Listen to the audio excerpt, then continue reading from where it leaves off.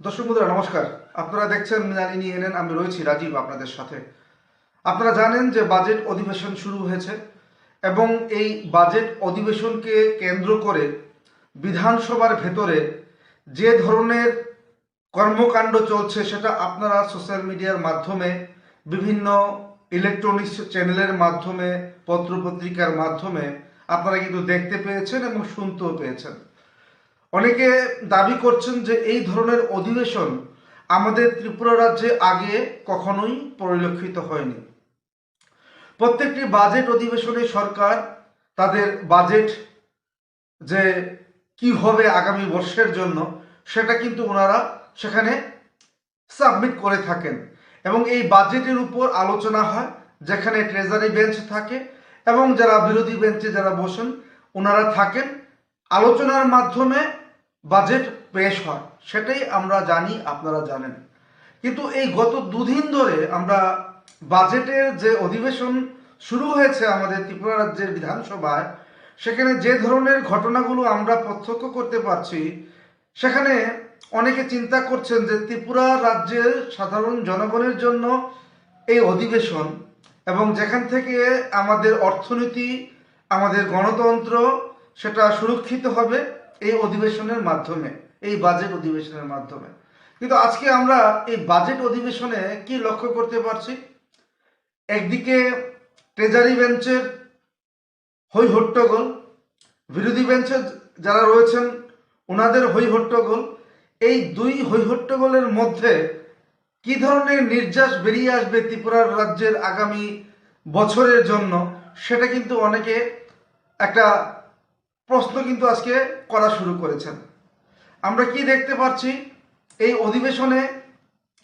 অনেকে দাবি করছেন যে সরকার যে ধরনের বাজেট আগামী বছরের জন্য ওনারা পেশ করেছেন সেটা একটা সাধুবাদযোগ্য, কারণ আগের বছরে যে ধরনের বাজেট ছিল এবার বাজেট একটু বাড়ানো হয়েছে আগের বারের তুলনায় তথা গতবারের তুলনায়।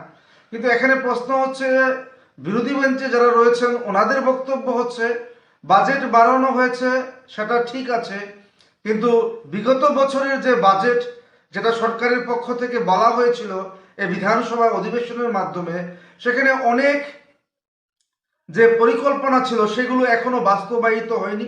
অনেক পরিকল্পনা সেগুলো এখনো সে মানে শুরু করতেই পারেনি সরকার। তো এই মুহূর্তে আরো বেশি করে বাজেট তৈরি করে অর্থরাশি খরচ করা হবে বলে যে দাবি করা হয়েছে, সেখানে অনেক বিধায়করা কিন্তু প্রশ্ন করেছেন। তো সে জায়গায় সরকার কি ধরনের ভূমিকা নিয়েছেন বা কি ধরনের উত্তর দিয়েছেন বিধানসভায়, সেটা কিন্তু আপনারা লক্ষ্য করতে পেরেছেন। এখানে প্রশ্ন হচ্ছে যে বাজেট অধিবেশনের মাধ্যমে একটা স্থিতিশীল একটা বাজেট তৈরি হবে, যে বাজেট আমাদের রাজ্যের মানুষদের উন্নতির জন্য অনেকটা সহায়ক হবে, কিন্তু এই জায়গায় আমরা কি দেখতে পাচ্ছি? দেখতে পাচ্ছি ট্রেজারি বেঞ্চের তুল কালাম কাণ্ড এবং বিরোধীরা যারা রয়েছেন ওনাদের বক্তব্য। আমরা এও জানি যে বাজেট অধিবেশনে বা যখন কোনো অধিবেশন শুরু হয় সেক্ষেত্রে যার উপর কথাবার্তা হয় সেগুলো নিয়ে আলোচনা হয় এবং সরকার পক্ষ সেই প্রপোজাল তুলে ধরেন এবং বিরোধী পক্ষ সেখানে আলোচনা করে, কাটছাট করে বা অ্যামেন্ডমেন্ট করে সেটাকে রেকটিফাই করে একটা বাজেট পেশ করা হয়। কিন্তু দেখা যাচ্ছে এখানে বাজেট নিয়ে কোনো আলোচনা হচ্ছে না, এছাড়া বাইরের যে সকল কথাবার্তা সে সকল কথাবার্তা নিয়ে আলোচনা হচ্ছে। এবং এই মুহূর্তে সবচাইতে যে একটা উল্লেখযোগ্য বিষয় সেটা হচ্ছে যে এই বাজেট অধিবেশনে বর্তমান যিনি মন্ত্রী রয়েছেন রতনলাল নাথ, উনি কিন্তু নজর কেড়েছেন।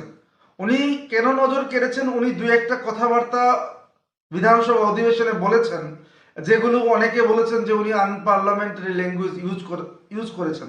কিন্তু রতননাথ আবার বলেছেন যে আমি যেটা বলেছি সেটা আমার দিক থেকে আমি কিভাবে বলবো সেটা আমার চিন্তাধারা, কিন্তু আমি এইভাবে বলতে চাইনি। কিন্তু বিরোধীরা বলছেন যে রতননাথ উনি জাত নিয়ে কথা বলেছেন, বিরোধী দল নেতা যিনি রয়েছেন জিতেন চৌধুরী উনার বিরুদ্ধে। জিতেন চৌধুরী বলেছেন যে উনি আমাকে জাত নিয়ে কথা বলেছেন এবং বামফ্রন্টে যারা যারা রয়েছেন ওনারাও কিন্তু বিভিন্ন ধরনের প্রতিবাদ মিছিল আগরতলা শহরের বুকে কিন্তু করেছেন। পাশাপাশি রতননাথ এও বলেছেন যে বিরোধীদেরকে তথা বামফ্রন্টকে মেলার মাঠে উনি ঢুকিয়ে রাখবেন। তো এ ধরনের হইহট্টগোল যদি চলে বিধানসভায়, তাহলে বিধানসভা থেকে কি ধরনের নির্যাস বেরিয়ে আসবে সেটা আপনারা সহজেই অনুমান করতে পারেন।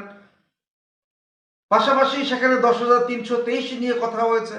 এক মন্ত্রী বলেছেন যে 10,323 যারা শিক্ষক শিক্ষিকারা যারা রয়েছেন ওনারা বামফ্রন্টের কারণে হয়েছে।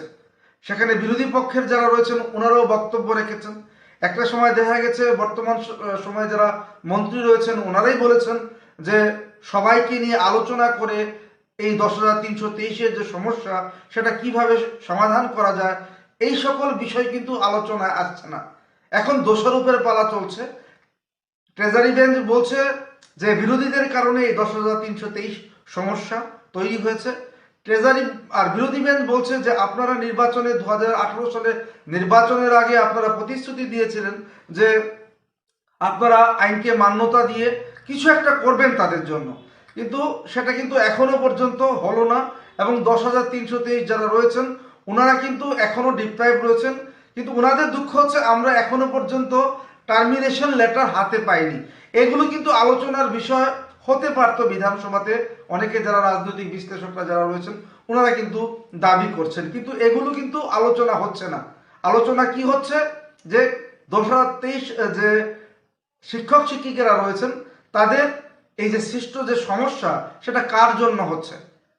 তো এই ধরনের বাকবিতণ্ডা আরোপ প্রত্যারোপ চলছে এই বিধানসভার ভেতরে, কিন্তু আসল নির্যাস কিন্তু কিছুই কিন্তু বেরিয়ে আসছে না এই মুহূর্তে। আজকে যখন আমি আলোচনা করছি বিরোধীরা বলেছেন যে আরও যে কয়েকটা দিন বাকি রয়েছে এই অধিবেশনে ওনারা সেটাকে বয়কট করবেন, ওনারা বাকি অধিবেশনে যাবেন না, অংশগ্রহণ করবেন না, উপস্থিত থাকবেন না। পাশাপাশি মুখ্যমন্ত্রী আজকে অনুরোধ করেছেন, রাজ্যের মুখ্যমন্ত্রী প্রফেসর ডক্টর মানিক শাহ উনি অনুরোধ করেছেন বিরোধীদেরকে যে একটা গণতন্ত্র রাজ্যে সেখানে বাজেট অধিবেশন চলছে, যদি বিরোধীরা না থাকে তাহলে বাজেট কিভাবে পেশ হবে। উনি অনুরোধ করেছেন বিরোধীদেরকে যাতে আগামী দিনের যে অধিবেশনগুলো বাকি রয়েছে যে সময়গুলো বা যে দিনগুলো সেখানে উপস্থিত থাকার জন্য কিন্তু মুখ্যমন্ত্রী মানিক শাহ কিন্তু অনুরোধ করেছেন বিরোধীদের কাছে।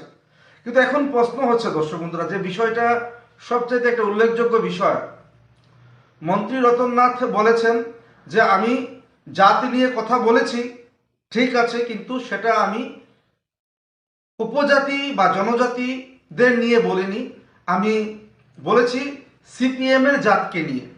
তো এটা উনি বলার চেষ্টা করেছেন, কিন্তু সারা রাজ্যে আমরা দেখতে পাচ্ছি যারা বামফ্রন্ট বা বিরোধীরা কিন্তু আজকে এই কথা বলার চেষ্টা করছেন যে উনি যেহেতু উপজাতি বা জনজাতি সেহেতু ওনারা সেইভাবে নিয়েছেন, কিন্তু রতননাথ বলেছেন যে আমি এইভাবে বলিনি, সেটাকে রাজনীতি করা হচ্ছে বলে উনি দাবি করেছেন, আজকে প্রেস কনফারেন্স করেছেন। কিন্তু এখানে একটা বিষয় দর্শক বন্ধুরা আপনাদের সঙ্গে আলোচনা করতেই হচ্ছে। আজকে ট্রেজারি বেঞ্চে যে ধরনের ভাবভঙ্গিমা মন্ত্রীদের কাছ থেকে আমরা লক্ষ্য করতে পেরেছি, কয়েকজন মন্ত্রীর কাছ থেকে, সেখানে যেন মনে হচ্ছিল যে বর্তমান শাসক দল তথা রাজ্য সরকার যে বর্তমানে রয়েছে বিজেপির, ওনারা অনেক আসনে জয়ী হয়ে আজকে বিধানসভায় রয়েছেন। আপনারা জানেন 31টা 32টা সিটের ব্যবধানে কিন্তু বর্তমানে ওনারা রয়েছেন এই ত্রিপুরা রাজ্যে। তো সে জায়গায় এই ধরনের কথাবার্তা যদি হয় সেক্ষেত্রে যদি জনজাতিরা বা উপজাতিরা যদি এটাকে সেন্টিমেন্ট নিয়ে যান এই মন্ত্রী মহোদয়ের বক্তব্যের কারণে, সেটা কিন্তু একটা ভালো বার্তা বহন করবে না। ইতিমধ্যে আপনারা জানেন ত্রিপুরামথা সুপ্রিমো মহারাজ প্রদ্যুৎ কিশোর দেববর্মন উনি কিন্তু বারবার বলেন আমি কোনো রাজনৈতিক দলের নই, আমি না কংগ্রেস না বিজেপি না ত্রিপুরামথা, আমি শুধুমাত্র ত্রিপ্রাসাদের জন্যই আমি কাজ করছি, ত্রিপ্রাসাদের ডেভেলপমেন্টের জন্যই আমি কাজ করছি, ত্রিপ্রাসাদের হয়েই আমি কাজ করছি। তো সে জায়গায় আজকে যদি রাজ্যের জনজাতি অংশের মানুষরা মনে করে থাকেন যে রতননাথ যেহেতু উনি একজন দায়িত্বশীল প্রবীণ একজন মন্ত্রী রয়েছেন আমাদের এই ক্যাবিনেটে, ওনার বক্তব্য যদি বিরোধীরা যদি সেটাকে এস্টাবলিশ করে দিতে পারেন যে জাতি নিয়ে উনি কথা বলেছেন, তো সেটা কিন্তু কখনোই এই বর্তমান শাসক দলের কাছে একটা ভালো বার্তা বহন করে না। কারণ আমি আগেই বলেছি, এই 32-33টা সিট দিয়ে কখনোই একটি শক্তিশালী সরকার গঠিত হতে পারে না। এই মুহূর্তে তীব্রামতা সঙ্গে রয়েছে বিজেপি, যার কারণে বর্তমান শাসক দল তথা রাজ্য সরকার একটা স্টেবল পজিশনে রয়েছে। যদি এই মুহূর্তে যদি তীব্রামতা সুপ্রিমো যিনি বলেছেন যে আমি তীব্রাসাদের জন্য কাজ করছি, তীব্রাসাদের আর্থসামাজিক যাতে সামাজিকতা যাতে উন্নতি হয় সেইভাবে আমি কাজ করছি, এখন যদি সেটা বিরোধীরা যদি এস্টাবলিশ করে দিতে পারে যে মন্ত্রী বাহাদুর যিনি বিজেপির রয়েছেন উনি জনজাতিদের উদ্দেশ্য করে বলেছেন, যেহেতু জিতেন চৌধুরী হচ্ছেন একজন জনজাতি অংশের মানুষ, তো সে জায়গায় সেটা কিন্তু শাসক দল তথা রাজ্য সরকারের কাছে একটা ভালো বার্তা কিন্তু যাবে না।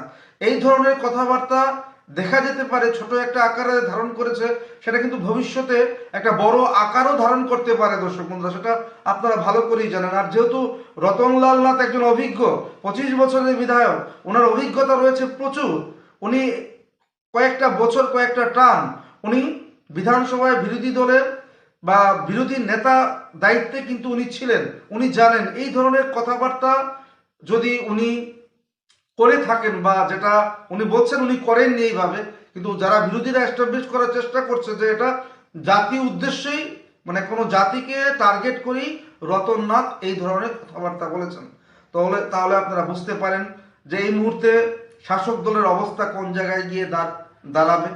পাশাপাশি আমি আপনাদেরকে জানিয়ে রাখছি 2018 সালের নির্বাচনের আগে বিজেপির একটা ফ্লো ছিল।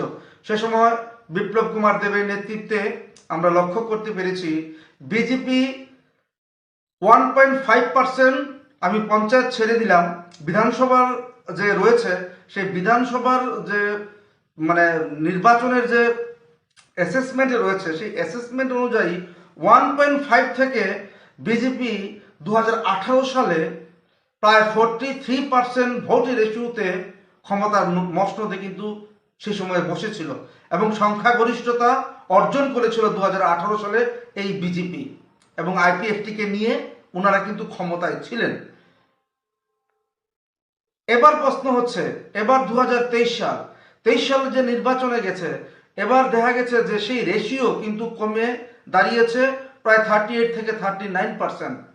তো আপনারা একবার চিন্তা করে দেখুন, যে দলটা 43% পেয়ে রেশিওতে 2018 সালে ক্ষমতার মসনদে বসেছিল, সেই দল এবার 39% পেয়েছে, যেখানে আইপিএফটি 2018 সালে প্রায় 8% থেকে 7% ভোট ওনাদের দখলে রাখতে পেরেছিল, এবার কিন্তু 2023 সালে সেটা কিন্তু অনেকটা কমে গেছে। এই দোদুল্যমান পরিস্থিতির মধ্যে আগামী সামনেই 2028 বিধানসভা নির্বাচন, এই ধরনের নির্বাচনের প্রাককালে যদি এই ধরনের সমস্যা তৈরি হয়, দোদুল্যমানতা অবস্থা রয়েছে, সেখান থেকে শাসক দলকে পরিত্রাণ দিতে পারে একমাত্র রাজ্যের মাননীয় মুখ্যমন্ত্রী প্রফেসর ডক্টর মানিক সাহা। কারণ উনি নম্র, ভদ্র এবং কথাবার্তা যতটুকু বলেন সংযত হয়ে বলেন। সুদীপ রায় বর্মন গতদিন ওনাকে বারবার টার্গেট করে বলছিলেন যে দুর্নীতি হচ্ছে, আপনার মন্ত্রিসভার মধ্যে কমিশন বাণিজ্য চলছে, যেটা পঞ্চায়েত থেকে শুরু করে একবারে সেক্রেটারিয়েট বিল্ডিং পর্যন্ত সেই কমিশন বাণিজ্য বিস্তার রয়েছে, এইভাবে টার্গেট করছিলেন গতকাল বিধায়ক সুদীপ রায় বর্মন। কিন্তু সেই সময় কিন্তু ডক্টর মানিক শাহ কিন্তু উত্তেজিত হননি, উনি সুন্দরভাবে পলাইটলি উনি উত্তর দিয়েছেন, আপনাদের সমস্যাগুলো আমরা শুনেছি, আমরা দেখব এবং এবং সেটা নিয়ে আমরা পরবর্তী সময়ে ডিসকাস করব যদি এমন কিছু হয়ে থাকে। এইভাবে কিন্তু উনি পলাইটলি সেটাকে ম্যানেজ করেছেন। কিন্তু এই মুহূর্তে বিজেপি যে স্টেজে দাঁড়িয়ে রয়েছে 2028 সালের নির্বাচনের আগ মুহূর্তে, বিরোধীরা বলছে যে উনি জাতি নিয়ে কথা বলেছেন, যেহেতু জিতেন চৌধুরী একজন জনজাতীয় অংশের মানুষ, একজন উপজাতীয় অংশের মানুষ, সেক্ষেত্রে এ কথা জনজাতিদের বিরুদ্ধে যাবে। এবং যেহেতু তীব্রামতা সুপ্রিমো বারবার বলে থাকেন যে আমি তীব্রামতার নেতা নই, আমি তীব্রাসাদের নেতা, যদি সেটা কোনোভাবে যদি সেটা তীব্রামতা সুপ্রিমো যদি সেটাকে গ্রহণ করে নেয়, তাহলে কিন্তু পরিস্থিতি আরও জটিল হয়ে যাবে শাসক দলের কাছে। তাই আগামী দিন যে বিধানসভা যে অধিবেশনের যে কয়েকটা দিন বাকি রয়েছে, রাজ্যের মানুষ চাইছেন বা যারা যারা বিজেপির শুভাকাঙ্ক্ষী যারা রয়েছেন, এই মুহূর্তে বিজেপির কয়েকজন নেতাকে শান্ত থাকতে হবে। আর শান্ত যদি না থাকেন ওনারা এবং এইভাবে অশান্তির পরিবেশ সৃষ্টি করেন, তাহলে কিন্তু আখেরে ওনাদেরই ক্ষতি হবে। কারণ যখন কোনো অধিবেশন শুরু হয়, ট্রেজারি বেঞ্চকে বিরোধী বেঞ্চ অবশ্যই প্রশ্ন করবে, বিভিন্ন বিষয় নিয়ে সমালোচনা করবে, বিভিন্ন দিক ওনারা তুলে ধরবেন। সেগুলো কিন্তু বিরোধী দলের কাজই হচ্ছে বিধানসভাতে এই সকল বিষয়গুলো তোলা। ওনারা যদি বিধানসভাতে এই সকল বিষয়গুলো না তোলেন, তাহলে বিরোধী কেন নির্বাচিত হবে, বিরোধীরা কেন বিধানসভায় যাবেন? এটাই তো হচ্ছে একটা প্রসিডিউর, একটা সিস্টেম। কিন্তু সেই জায়গায় দেখা যাচ্ছে ট্রেজারি বেঞ্চের মন্ত্রীরা উত্তেজিত হয়ে পড়ছেন, উত্তেজিত হয়ে বিভিন্ন ধরনের কথাবার্তা বলছেন এবং সেটাতে কিন্তু ওনাদের ক্ষতি বেশি হচ্ছে। শুনলেন যে এই সপ্তম বাজেট অধিবেশন নিয়ে এই বিধানসভায় কি ধরনের ঘটনা সংঘটিত হয়েছে এই কয়েকটা দিন। আমি সবটা বিষয় আপনাদের সঙ্গে আলোচনা করেছি এবং বর্তমান সময়ে যারা রাজ্যের সচেতন যারা আপনারা জনগণ যারা আপনারা রয়েছেন, অবশ্যই আপনারা আমার এই আলোচনার উপর আপনারা আপনাদের মন্তব্য রাখবেন। কারণ এই অধিবেশনের উপর নির্ভর করে আমাদের ত্রিপুরা রাজ্যে আগামী বছরের যে একটা রূপরেখা।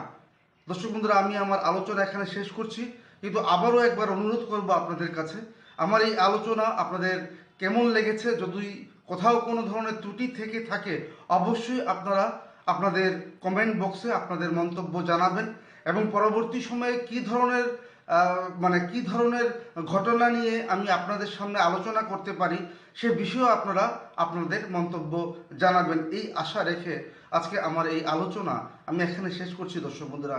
কিন্তু দেখতে থাকবেন অবশ্যই মৃণালিনী ENN।